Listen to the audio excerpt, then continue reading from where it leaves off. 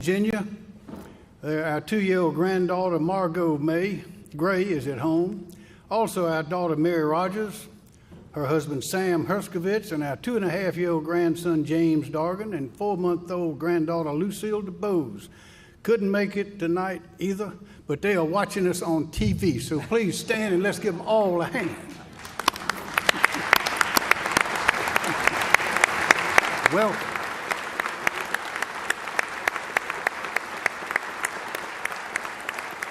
Thank you.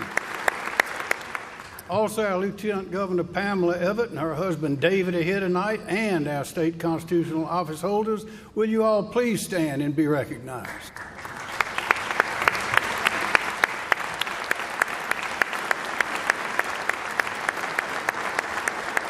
Thank you.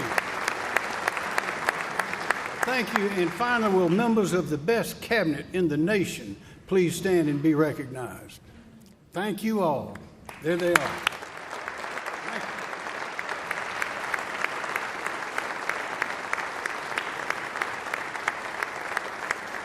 you. And I'd like to say as I start that being selected by the people of this state to serve you, the people who know me the best, is among the highest honors that there is, and I thank you for that, for this opportunity. Thank you. I want to tell you a little bit about South Carolina. If you're not interested in history, I urge you to pick up this book. It's written by Dr. Walter Edgar. It's got a lot in it. If you think you might not be very interested in history, pick it up and look through it, and you will find something about you or your family or something much relevant to your life in this book. We ought to all know the history of our state because it has made us great. Now, here are a few facts. South Carolina consists of about 20 million acres, 500,000 covered by water today. About 2.3 million acres are developed, and about 3.1 million are protected because of forest land. Over 5.3 million people, of which over 860,000 are K-12 students, over 188,000 businesses, a major port, a temperate climate, mostly nuclear power, and occasional hurricanes. So the question is, how are we doing? We're doing great, but we got work to do in a number of places. We got some decisions to make. About our economy, our South Carolina economy is booming once again, and it's created a large budget surplus this year, totaling over $1.8 billion in unexpected revenue. It was no surprise that 2024 was once again successful for us in economic growth and investment. In fact, 2024 was the third best in state history, with $8.2 billion in capital investment and 5,500 new jobs announced. This followed the second best year in 2023 and the very best in 2022. Because of our unmatched workforce and business-friendly policies, companies already located in South Carolina reinvested in our state with over $5.3 billion in announced capital investment through expansion projects in 2024. The top 3 leading industries by capital investment were information technology with $4.1 billion, automotive with $1.3 billion, aerospace and aviation with $1 billion. Domestic companies make up 67% of 2024 capital investment, while international companies made up 33%. Since 2017, we have announced over $44.7 billion in new capital investment and over 92,000 new jobs in our state of South Carolina.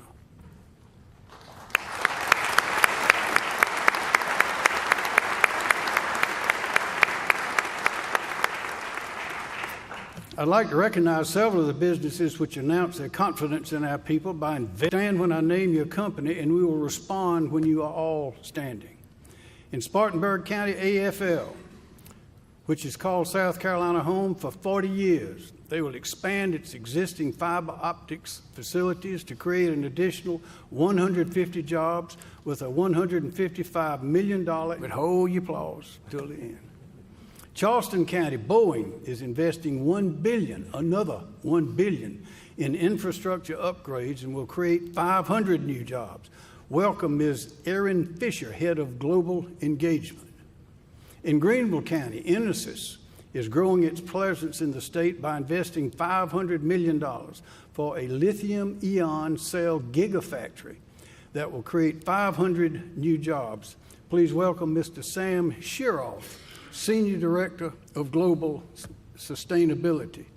In the Low Country, Google will grow its South Carolina footprint by establishing 2 new data center campuses in Dorchester County. A combined investment of $3.3 billion will create 200 new jobs. Welcome Mr. Edie Walters, Data Center Operations Manager. In Spartanburg County, Keurig, Dr. Pepper, a leading producer of hot and cold beverages, will continue to grow its operations with a $141 million investment and 84 new jobs. Please welcome Mr. Chuck Hollingsworth, Director of Engineering and Operations. In Greenville County, Magna, one of the largest suppliers in the automotive industry, is establishing a new satellite operation and expanding its existing operation with a combined operations. In Oconee County, Mine America is expanding with a $50 million investment, creating 172 new jobs for a state-of-the-art manufacturing equipment facility for the poultry industry and the corporate headquarters. Please welcome Mr. Michael Otterbach, Vice President of Operations. Also, our Secretary of Commerce, Harry Lightsey, and his remarkable team, which worked around the clock to produce these successes. Please stand. Please, we thank you all. We boomed in 2024, and we're going to boom again in 2025. Thank you.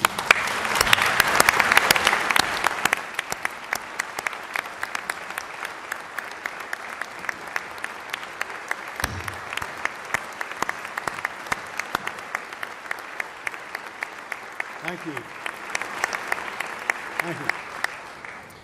Every day, employers are creating new jobs. Entrepreneurs are operating new businesses, and companies are deciding to locate in South Carolina. Power, quality education, our natural and cultural resources, a trained and healthy workforce, our unmatched livability. South Carolina's future prosperity requires that we constantly work to maintain or develop competitive advantages in the ever-accelerating race for new jobs and investment. This includes our reputation of high military appreciation, solid law enforcement, low big labor participation, and the friendliest people on the face of the earth. How about income taxes? Maintain our largest rainy day reserve fund balance and low amounts of general obligation debt. Again, saving money instead of spending it has served our state well and ensures that we will always be prepared for future economic uncertainties.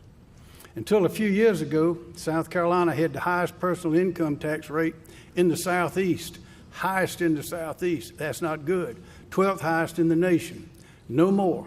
3 years ago, I signed into law the largest income tax cut in state history to drop the personal income tax rate from 7% to 6% over a period of budget surpluses that have allowed us to accelerate these tax cuts faster than anticipated. This year, I'm proposing that we cut the state's personal income tax rate again from 6 points, allowing taxpayers to keep an additional $193.5 million of their hard-earned money in their pockets instead of sending it to the state government. However,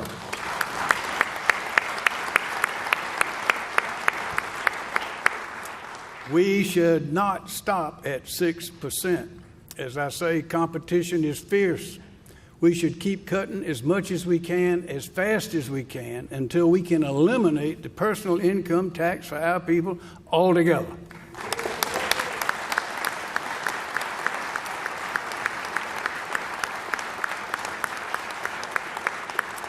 Mr. Speaker, Mr. President, this is what the people want, and ladies and gentlemen, that's what we're going to give them.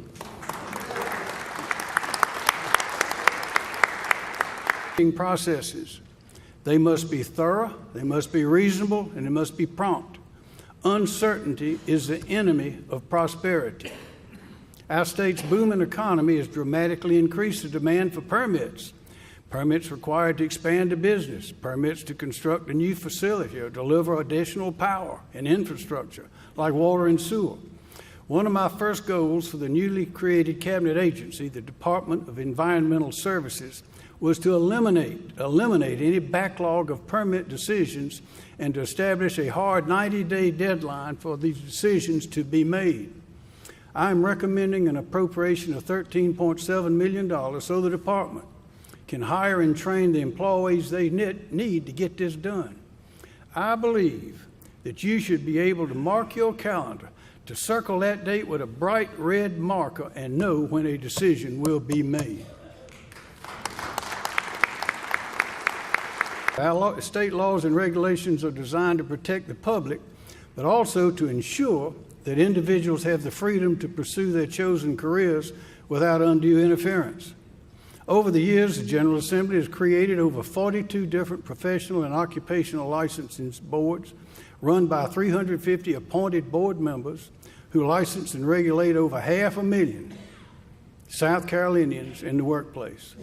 They oversee accountants, architects, barbers, builders, cosmologists, chiropractors, contractors, doctors, dentists, nurses, morticians, optometrists, pharmacists, realtors, social workers, just to name a few, and we're just up to the S's. Each year, the licensing of these professions seems to become more and more complicated and burdened. I agree with you, my colleagues, that it's time we pause, review the laws that created these boards along with their statutory requirements, and determine whether they are necessary, effective, and balanced. How about tort reform? For future economic prosperity, it is required that our state's civil justice system allows fair and prompt enforcement of our laws and proper redress of injury. This should not stifle creation and economic growth of jobs. Yet the application of our current legal framework and rules are increasingly making South Carolina less competitive. The rules on joint and several liability have introduced an element of uncertainty, and uncertainty is the enemy of prosperity. Ask anybody in the room. Individuals and businesses, both large and small, are becoming unduly penalized for the actions of others, too often through crippling financial judgments and skyrocketing insurance premiums. I ask you, the General Assembly, to find a common sense solution, one that will provide accountability, certainty, and just compensation, but without damaging our economy, and one that I can sign into the law the moment it reaches my desk, South Carolina. What wasn't clear was how bad it was. As a result, I propose that we initiate and fund an immediate review of the state's behavioral health funding and delivery system. The analysis confirmed what many of us feared, only much worse. South Carolina, it was determined, has the most fragmented and siloed health and human service delivery system in the nation. Our people with physical disabilities, special needs, and mental health issues seeking assistance must navigate through a confusing landscape of offices, agencies, and officials as they seek help for a loved one or a dependent or even themselves. We learned that 77% of our state's young people with major depressive episodes do not receive mental health treatment. Suicides have become the routine and not the exception. Our communities have a growing number of homeless people, many of whom have untreated mental, physical. They fall through the cracks of a system that does not coordinate, communicate, or collaborate. We must fix this. I am certain that everyone in this room has a family member, a close friend, or someone they love who is experiencing these problems right now. Right now. Immediate changes are needed at the Department of Mental Health and the Department of Disabilities and Special Needs. They are run by a board of commissioners who are accountable to no one, and it is virtually impossible for a governor to remove them. And we know if everyone is charged, then no one is in charge. South Carolinians should be able to hold one person, their governor, accountable for the actions of the Department of Mental Health and the Department of Disabilities and Special Needs. That's not the way it is now. That was the notion that fueled Governor Carroll Campbell's successful effort to begin the restructuring of state government agencies in the early 1990s. This year, let's finish this job with the stroke of a pen by making the Department of Mental Health and the Department of Disabilities and Special Needs cabinet agencies that are directly and immediately accountable to the governor. And let this legislative session be the one remembered for the year that we finally moved this into the future for our people.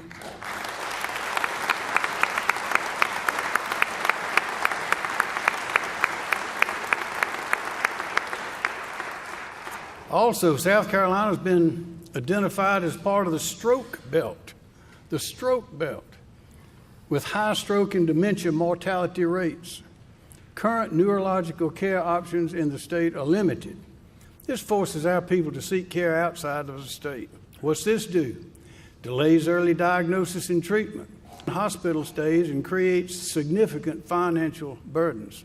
Today, we have a once-in-a-generation opportunity to create a world-class neurological facility for critical care procedures, rehabilitation services, and leading-edge research in the field of neurology. I propose that the General Assembly, you, provide funding to the Department of Health and Human Services for the construction of this new neurological hospital, which will house an 80-bed critical care unit and a 32-bed neurological rehabilitation unit, both operated by the University of South Carolina. How about our state health plan? It provides medical, vision, dental, and pharmacy insurance coverage for over 543,000 South Carolinians. School districts, teachers, and employees make up 41%. Government retirees make up 37%. State agency employees, including higher education, 21%, and local boards, 1%. This year will mark the fourth year in a row that the state health plan, administered by the Public Employee Benefit Authority, known as PEBA, has requested an additional $112 million to offset health care provider cost increases and to simply maintain existing insurance benefits. That's almost $500 million in 4 years. Ladies and gentlemen, that is not fiscally sustainable. If the General Assembly chooses to continue a cost containment requirement, PEBA should be required to identify and propose cost-saving measures for the state health plan in order to slow the cost increases to a manageable level. How about power? The future depends on electric power. We know that our economic prosperity requires us to have abundant and affordable energy, and sometimes it's getting close, even now. We know that we will need more, and questions are how much and how will it be produced and how will it be transmitted. Our electric generation, distribution, and transmission capacity and capabilities must be able to handle enhanced future economic development, anticipated technological advances, and our population growth, because we are growing fast. We must vigorously explore the limitations and obstacles on the state's ability to receive and utilize natural gas must be removed immediately. We must prepare now for a future driven by nuclear power generation on scales both large and small. Modifications or additions to existing laws, regulations, policies, and procedures that may be necessary to meet these needs. 2 years ago, we created the Power SC Working Group. They began leading the effort to coordinate the state's energy stakeholders. Next came the South Carolina Nexus, SC Nexus, for Advanced Resilient Energy Consortium, developed by our Department of Commerce. This is a collaboration, again, with our research universities, technical, economic development nonprofits, and private businesses. Then, we won the U.S. Department of Commerce's Economic Development Administration's coveted designation as one of the 12 regional technology and innovation hubs in the whole country. There were 400 applications from the 50 states. We were one of 12, and we won it. That qualifies us for federal research grant funding valued between $40 and $70 million. Power, electric power. Last week, Santee Cooper began the process of gauging the feasibility of and the interest in restarting the construction of 2 abandoned nuclear reactors at the V.C. Summer Nuclear Station. I believe that restarting these 2 reactors in South Carolina will not only help fuel our state's future power needs, but will also a power renaissance across the United States, one that will spur nationwide investment in construction of new nuclear power generation that will provide America with ample, clean, resilient energy for the future and deter challenges to our national security. And remind you, for many years, our nuclear submarines have been operating there, calculated to operate with one recharging for 50 years. Nuclear power is a lot of power. Last year, the General Assembly was able to reach consensus on legislation that would have addressed many of our future energy needs. But we didn't finish. We need this legislation. We're running out of time. I ask that you send this legislation to my desk so that I can sign it into law. And let's hurry.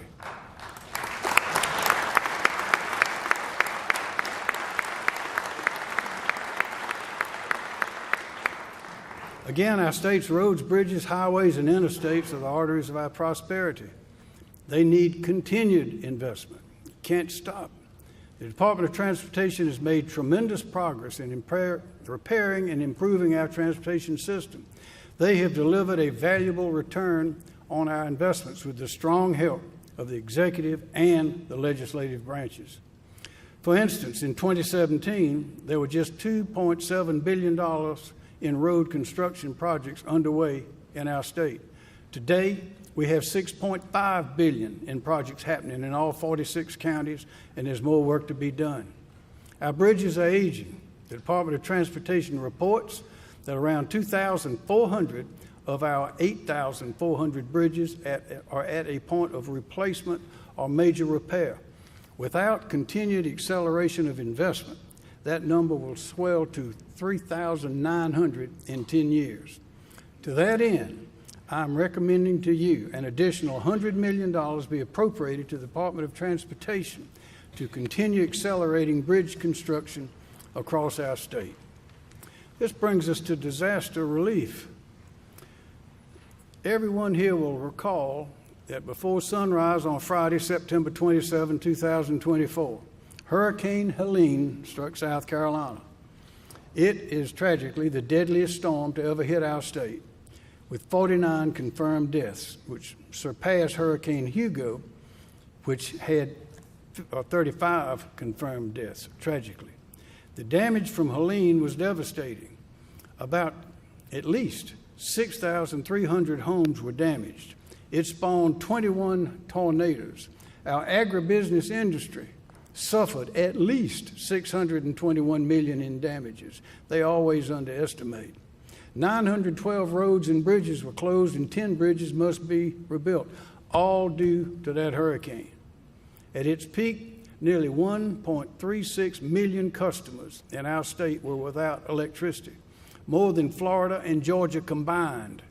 Trees and dangerous and deadly entanglements that are danger to get close to them, making it impossible to quickly clear the roads, repair damage to property, and get the power back on. But our team responded magnificently, and joining us here tonight are a few of the men and women who worked then, day and night, some for weeks at a time, at dangerous heights, under dangerous conditions, and around deadly high-voltage electricity to get the power on. Linemen from Duke Energy, Dominion Energy, Santee Cooper, and from the local electric cooperatives, Aiken, Broad River, Blue Ridge, Coastal, Fairfield, Lawrence, Little River, Mid-Carolina, Newberry, and York. I ask that you please stand and be recognized.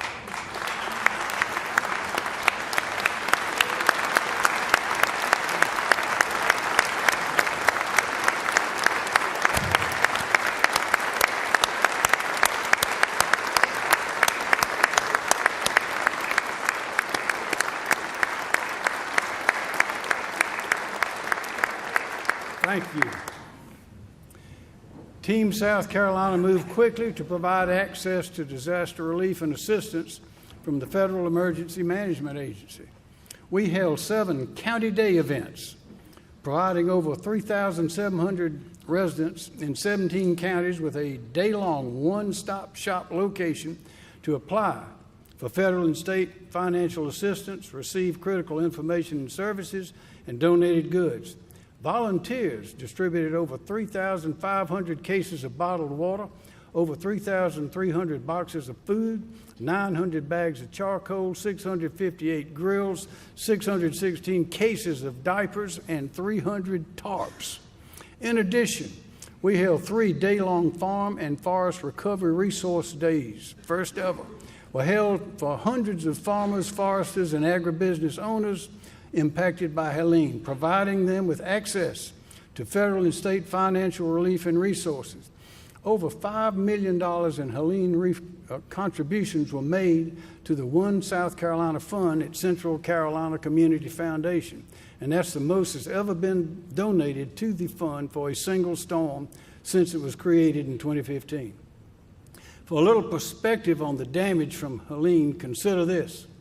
To date, South Carolinians have submitted over 441,000 applications, 441,000 applications for individual financial assistance to FEMA for Helene damage. Compare that to the combined number of applications, 164,000 submitted for the flood of 2015, Hurricane Matthew in 2016, and Hurricane Florence in 2018. That's a lot of applications. So far, only $150 million in community disaster recovery block grants from the Department of Housing and Urban Development have been awarded to South Carolina from the $110 billion relief package approved by Congress in December. We know that there'll be additional federal funds designated for our state, but we don't know if it will be enough. And while we got FEMA to reimburse 100% of South Carolina's cleanup costs for 120 days, significant state funds will be necessary to pay for costs above and beyond federal assistance. For example, the Department of Transportation needs an additional $50 million in this year's state budget to cover costs related to debris removal and repairs to roads and bridges, costs that were not reimbursed by the federal government. The Office of Resilience needs an additional $40 million to replenish the 2 disaster relief and resilience reserve funds. Both the grant fund and revolving loan fund were utilized to provide immediate relief and resources on the ground to people impacted by Helene. I'm recommending that $150 million be appropriated to create the South Carolina Public Assistance Program to be administered by the South Carolina Emergency Management Division. What will it do? This state grant program will mirror the federal program at FEMA. It will allow local governments, public utilities, nonprofits, charitable aid organizations to apply for state disaster recovery funds that were either denied by the federal government or did not meet federal FEMA thresholds for damage reimbursement. That's how we take care of our people.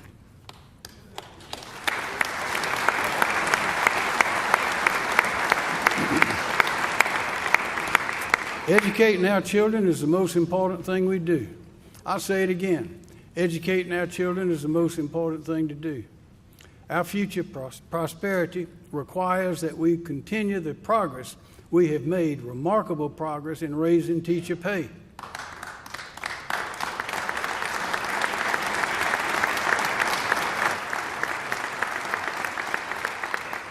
Eight years ago, the minimum starting salary of a teacher in South Carolina was $30,113.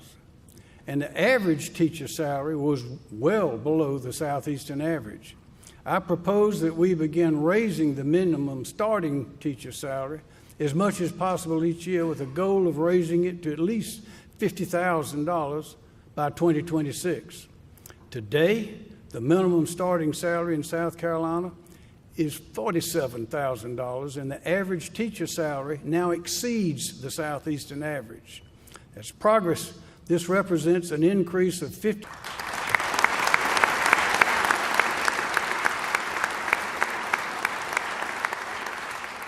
South Carolina's minimum starting teacher salary is now higher than both Georgia and keep and attract the best and brightest teachers. That is why I ask you tonight to raise our minimum starting teacher salary to $50,000 this year, not next year. In this race for the future, we must be the fastest if we're going to win.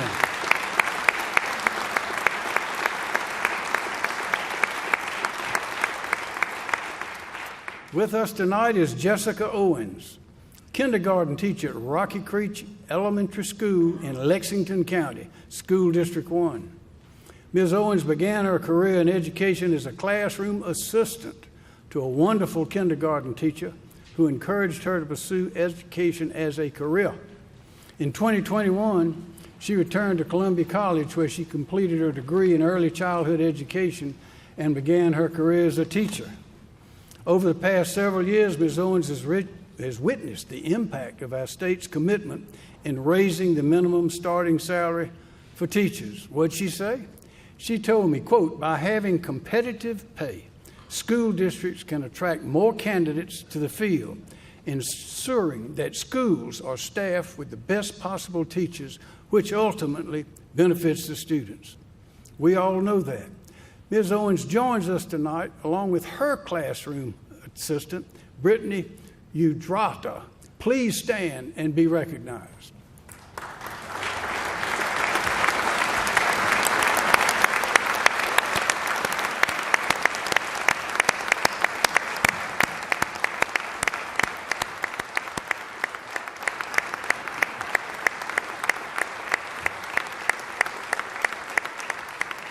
Thank you. Since the statewide expansion of full four-year-old kindergarten program in child care centers and private schools has increased significantly. Today, over 18,000 students are enrolled in the program. The Office of First Steps anticipates a 7% increase in the number of children from low-income households that will enroll in the program in the next school year. I am proposing that we continue making additional investments in our highly successful 4K programs. The data has shown that a child from a low-income household enrolled in a state-funded, full-day 4K program is more likely to possess the skills to learn than their peers who do not participate. We must do that. This brings us to school choice. This week is National School Choice Week. I ask that the General Assembly send to my desk as soon as possible a new education scholarship trust fund bill, one that addresses last year's state Supreme Court decision. Parents, not school attendance lines, should determine the education that best suits their child's unique needs. In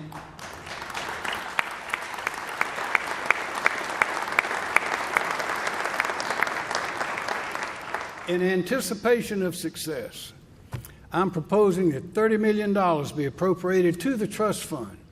These funds will allow low-income parents to continue choosing the type of education environment and instruction that best suits their child's unique needs.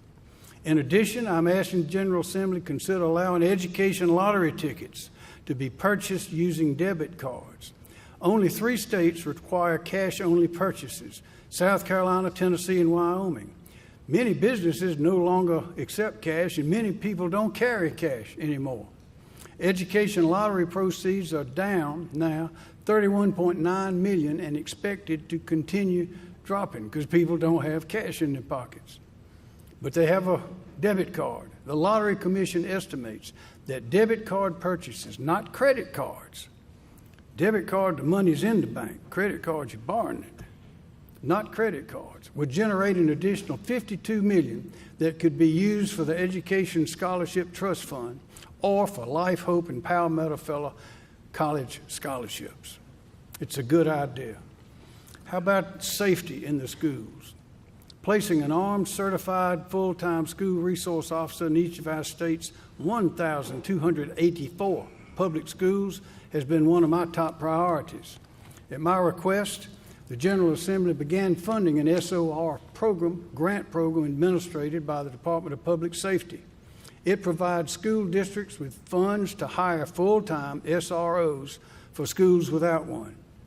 This program has been enormously successful. In 2018, only 406 schools had an SRO. In 2024, it grew to 1,106. That means there are only 177 schools in South Carolina today without a school resource officer. I asked the General Assembly, let's finish this job, fully fund this grant program so that every public school child in South Carolina will have an officer on campus providing safety for children and teachers and comfort for their parents.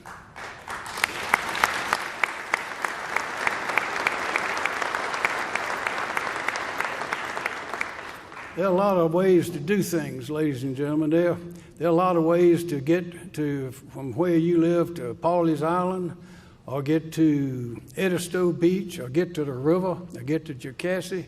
But there's only one way for a child to get through to prosperity, and that is going through that schoolhouse door. We've got to get them in those schools, and they have to be safe. Our future prosperity requires that our colleges, universities, and technical colleges be accessible and affordable to all, that our institutions of higher education produce a trained and skilled workforce, one that allows us to win jobs and investment in the future. This is the 6th consecutive year that I call for a freeze in college tuition for in-state students in exchange for a metric-based appropriation to our public colleges and universities. $80 million so that every South Carolinian who qualifies for federal need-based financial aid as measured by the Pell Grants has sufficient financial assistance to attend any in-state public college, university, or technical college. Students at private, independent, and historically black institutions will receive an additional $20 million for tuition grants and assistance. I request $95 million system. In the last 5 years, this very successful program has paid the full tuition and fees for over 40,000 South Carolinians at our technical colleges, where they earn post-secondary or industry credentials in high-demand careers like manufacturing, nursing, computer science, information technology, transportation, logistics, or construction. Because of our state's high demand for workforce skills, training, and knowledge, I renew my call for this General Assembly to fund and authorize a systemic review of our state's 33 public institutions of higher education.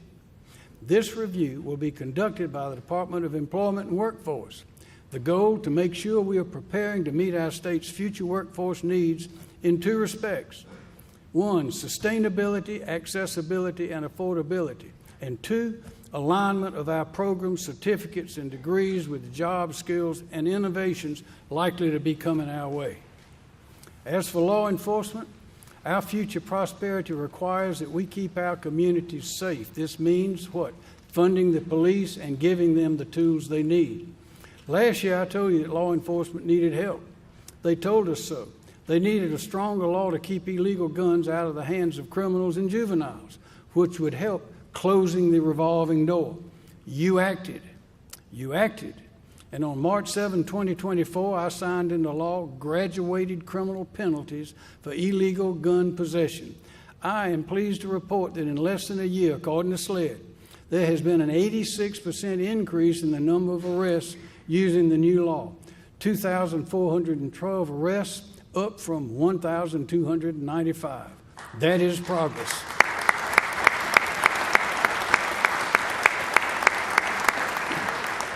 A few years ago, we tasked our Department of Administration with conducting a comprehensive analysis of state law enforcement pay to ensure that salaries were competitive to attract and receive substantial pay raises, some as high as 52% in the last 3 years. I propose that we continue investing in our safety by providing an additional $14.5 million for pay raises in the hiring of new law enforcement officers. I'm also again proposing a $2,000 state income tax credit for every active duty law enforcement officer entity. This represents $43.3 million in tax relief for those who put their lives on the line each day to protect our lives and property.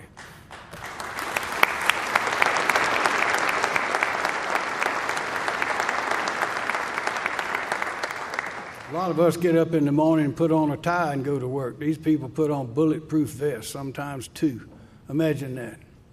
In addition, my executive budget recommends providing the Department of Corrections with a total of $43.2 million in new appropriations to expand cell phone and contraband interdiction, hire new corrections officers, increase medical and mental health services, and pay for deferred maintenance at our 21 prisons. And our Director of the Department of Corrections here tonight, I'd ask him please stand and be recognized. Brian Sterling.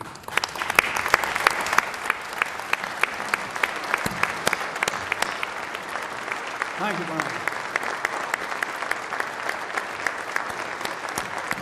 Especially dog fighting. Dog fighting is one of the cruelest criminal activities in our society. Law officers estimate that most of the people participating in this barbaric activity have long criminal records. My executive budget seeks additional funding to SLED to end this unforgivable savagery. I want you to think about it. South Carolina, we love our dogs, we love our animals, and they love us. And they protect us, and they protect our children. These men are out there training and breeding dogs to fight to the death in South Carolina for money and drugs.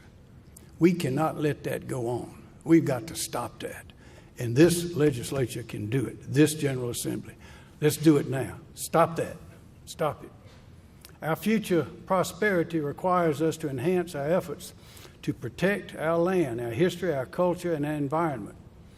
I do not think that it's a coincidence that previous years of economic growth have followed our efforts to conserve, preserve, and display our unique gifts of nature's abundance. So we should ask, what will South Carolina look like in 100 years? That begs the question, what do we want it to look like in 100 years? 5 years, 10 years, or 100 years? In recent years, we've provided funds, time, and attention for identifying significant properties for preservation and conservation and for flood mitigation. We now have a veritable army of people, public and private organizations, dedicated to these endeavors, including the Conservation Land Bank, Department of Natural Resources, the Office of Resilience, Forestry Commission, Department of Parks, Recreation, and Tourism, the Nature Conservancy, the Open Space Institute, the Darla Moore Foundation, the Audubon Society. France protected 96,000 of environmentally or culturally significant properties, investing and leveraging $143.5 million in state, federal, and private conservation funds. A few notable successes. Snow's Island is the largest conservation project in Florence County history. It's 7,600 acres and more than 60 miles of river frontage at the confluence of the Lynches and PD rivers will forever safeguard the legendary headquarters of Revolutionary War General Francis Marion, from which he and his militia launched numerous raids successfully on the British and Loyalist troops. Wade's Island, the only remaining pristine barrier island on the South Carolina coast without protection from future development, has 1,100 acres at the confluence of the Little River and the Atlantic Ocean. Its inlet, salt marshes, and estuaries make it a virtual natural buffer between the ocean, waves, and storm surge for our rapidly growing Grand Strand region. And did you know that 50% of the salt marshes on the Atlantic coast are in the South Carolina? We are different. Tiger Oaks, called the Central Park of Spartanburg, has approximately 942 acres located just outside of Spartanburg. Its 1.2 miles of riverfront connects to land already protected, creating a nearly 1,200 acre upstate conservation corridor. Saluda Bluffs has 1,000 acres located in the bullseye of decades of conservation work, where visitors have a bird's eye view of more than 10,000 acres of protected surrounding properties in the upstate. Table Rock State Park, Caesars Head State Park, and Jones Gap State Park are located close by. Once again, my executive budget recommends that significant funds, $15.5 million, be appropriated to continue these important and significant preservation and conservation efforts. Finally, next year we will celebrate the sesquicentennial, which is the 250th anniversary of the American Revolutionary War. South Carolinians have a unique opportunity to celebrate the decisive role we played in the fight for American independence. There are more than 200 battles and skirmishes that were fought in South Carolina, more than any other colony. Many scholars say the war was won here. So did General Cornwallis with the defeat of Great Britain's Southern campaign. Our state's history and culture is unsurpassed in the creation of this nation. Hundreds of historical markers, monuments, buildings, and homes preserved and dedicated to telling our state's magnificent story. The names of our towns, streets, institutions, rivers, and families carry that history forward to this day, and we see us in movies as well. We must protect and preserve our history and heritage. It is why we are who we are and why we are here. It is why we stay here and why others come here. It informs our strengths, our purpose, and our duty. So let me finish now. The next 100 years, what do we want to look like in the next 100 years? Well, I think we've already answered that question. For years, we've invested billions of dollars in time and talent in education to prepare our children to build their lives and economy. And we've invested billions in our lands and waters to protect our health, expand our economy, preserve life in all its forms, for its beauty and wonder, for our education and joy, and for the fulfillment of our duty to nourish the Lord's garden. The only difference between then and now is that now we have more opportunity than ever before, and our competition is fiercer and faster than ever before. But we know exactly where we're going, and we are perfectly positioned to succeed. So, let us continue to embrace civility and comity through our thoughts, words, and deeds, and urge people, especially the young ones, to be proud of their state. And let us set our state on a course that will provide the opportunity for prosperity, success, and happiness for generations of South Carolinians to come. Because, ladies and gentlemen, this is the best place in the world to live, work, and raise a family. And the best is yet to come. May God continue to bless America and our great state of South Carolina. Thank you.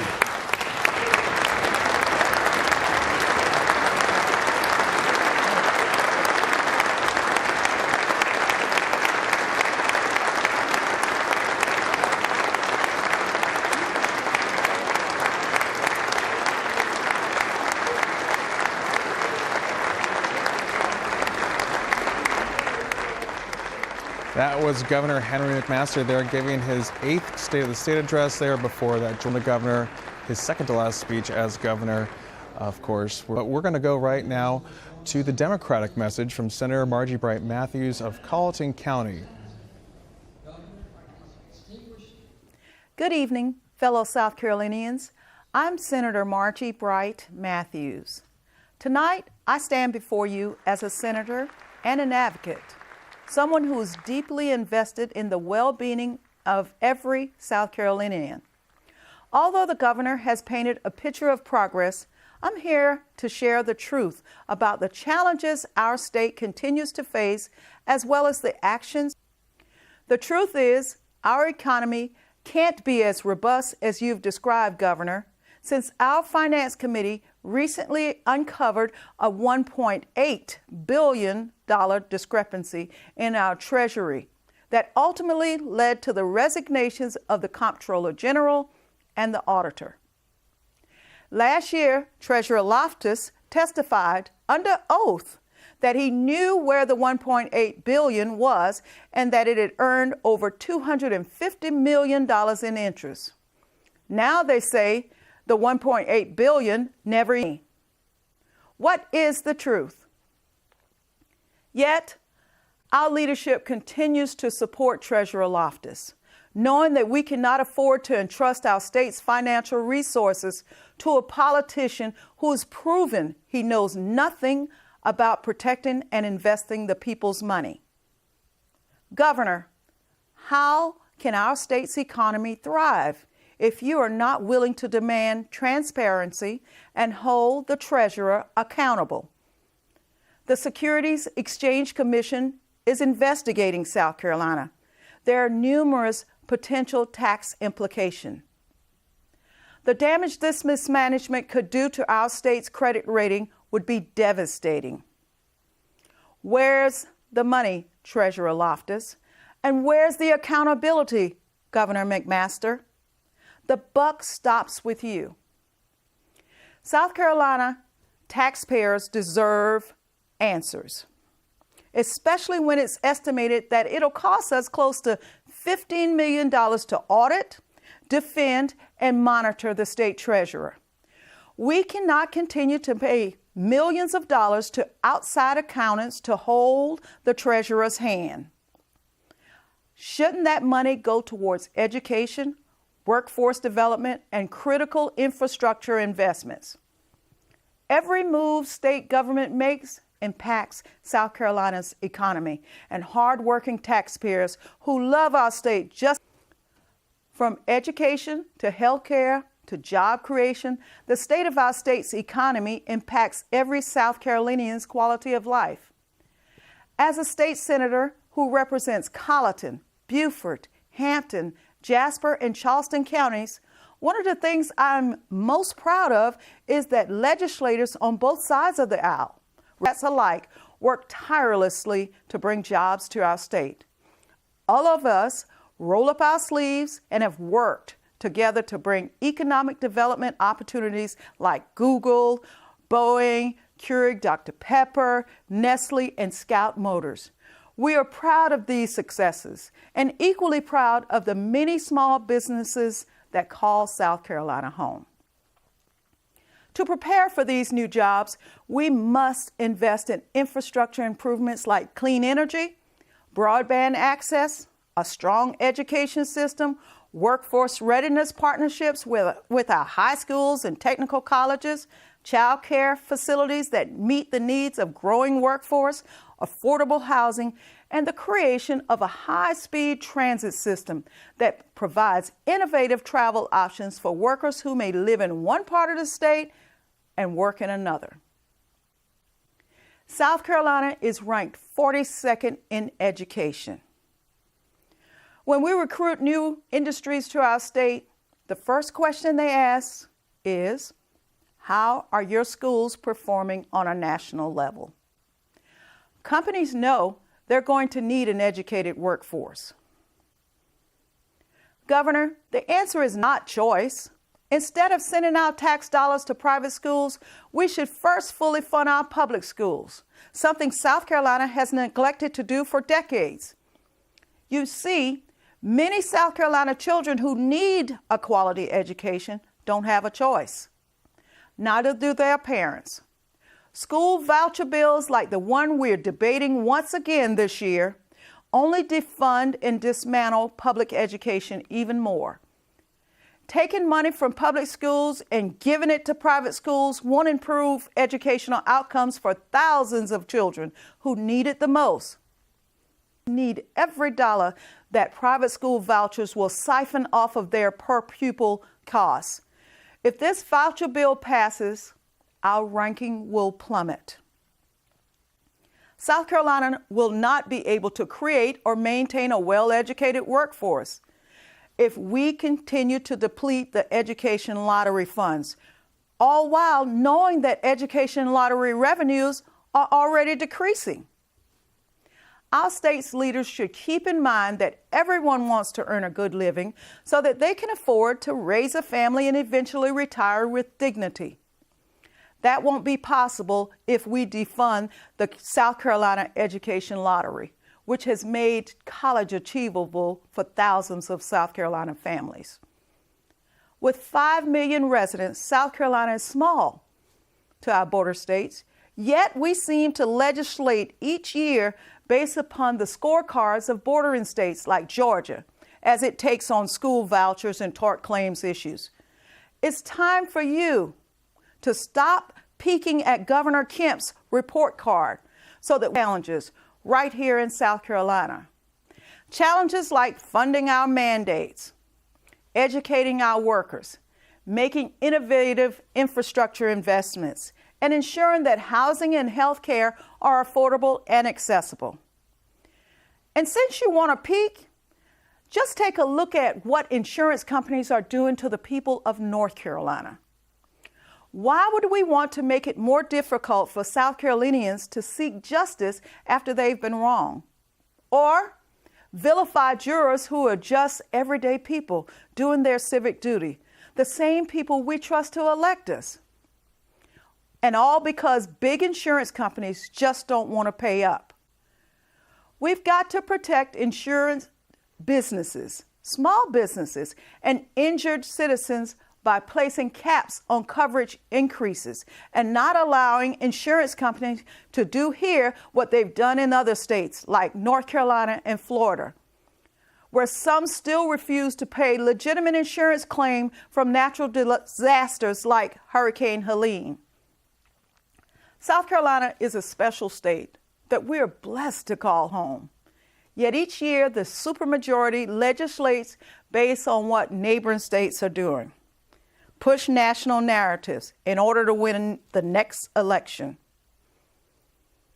The buck stops with you, Governor McMaster. Republicans have controlled our state government for over 20 years. Your party now has a supermajority House and Senate. The people of South Carolina would be appalled to learn that this fiscal fiasco in the Treasurer's office dates back to 2017. This is what one party's domination has gotten us. We're missing billions of our tax dollars. Our schools are underfunded, and our infrastructure is crumbling. Instead of investing more of our tax dollars to continue the cover-up, perhaps that money would be better spent giving South Carolinians a real income tax reduction or cutting income taxes altogether. Imagine how much more appealing South Carolina would be to industries if we did that. A government that is by the people and for the people must be accountable to the people. Let's work together to improve the lives of all South Carolinians and make our state the very best that it can be. God bless our great state.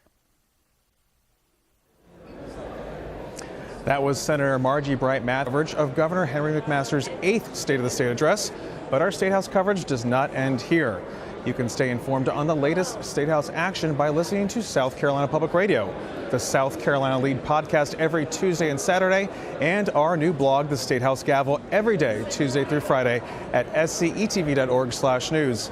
And speaking of Fridays, join me Friday evenings at 7:30 for This Week in South Carolina for insight and coverage on the top news of the week.